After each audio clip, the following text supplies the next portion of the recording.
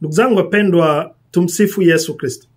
Basi ninayo furaha kuwakaribisha katika siku hii ya 4 ya mafungo yetu ya Kwaresma. Kama nilivyosema, tuna mafungo ya siku 40. Leo ni siku ya 4 tu. Kwa hiyo tuendelee kufuatana. Ndugu zangu, leo ninapenda tutafakari wito wa kuwa wanyenyekevu ambao Nabii Mika anatukumbusha katika kipindi hiki cha Kwaresma kwenye sura ile ya 6 ya kitabu cha Mika, sura ya 6 mstari wa 8. Anaposema kwamba naye Bwana anataka nini kwako ila kutenda haki, kupenda rehema, na kwenda kwa unyenyekevu na Mungu wako. Ndugu zangu, katika kipindi hiki cha Kwaresma, moja ya jambo ambalo tunaitwa kulizingatia sana ni wito wa kuwa wanyenyekevu. Tunaitwa kulizingatia hilo. Wito wa kuwa wanyenyekevu ni ukumbusho, tunakumbushwa, ni ukumbusho wa kina kwamba imani ya kweli haionekani katika matendo makubwa, haionekani kwenye kufanya mambo makubwa sana, extraordinary things, hapana, bali ni katika kuishi kinyenyekevu, kuishi kwa unyenyekevu. Na matunda ya unyenyekevu ambayo yanatarajiwa ni kule kuishi kwa haki, kuwa mtu wa haki, kuishi kwa huruma, na kuwa karibu na Mungu. Ni wanyenyekevu tu ndio wanatafuta kuwa karibu na Mungu, kwa sababu wanaelewa kwamba wanamtaka Mungu, wanamhitaji Mungu, hawawezi bila Mungu. Sasa Nabii Mika anatuhimiza tusitafute kuonyesha uchaji wa Mungu kwa nje tu, bali tuzingatie mabadiliko ya ndani ya mioyo, mabadiliko ya ndani.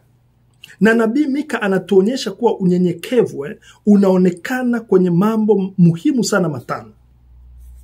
Jambo la kwanza, unyenyekevu unaonekana katika kukiri utegemezi wetu kwa Mungu, kwamba kujua kwamba hatuwezi chochote bila Mungu. Hiyo inakuwa ndani kabisa.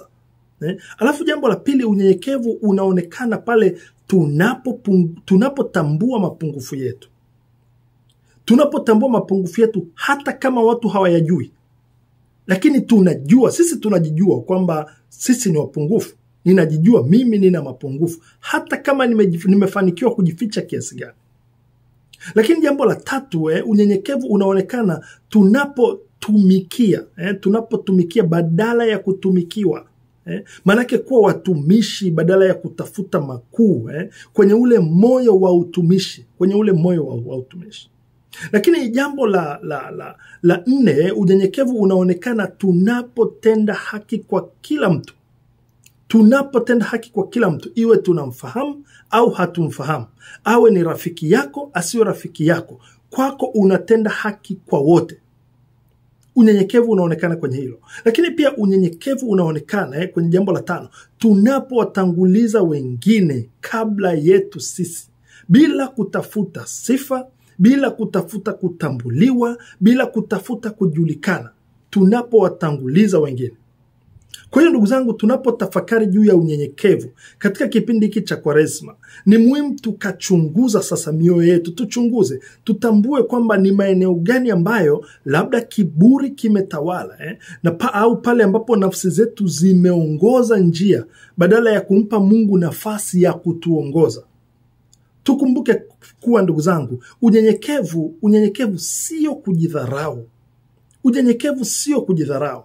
Unyenyekevu ni kukiri kwamba mema yote tulionayo yametoka kwa Mungu, na kwamba sisi ni wasimamizi tu wa zawadi za Mungu, ni wasimamizi tu wa baraka za Mungu.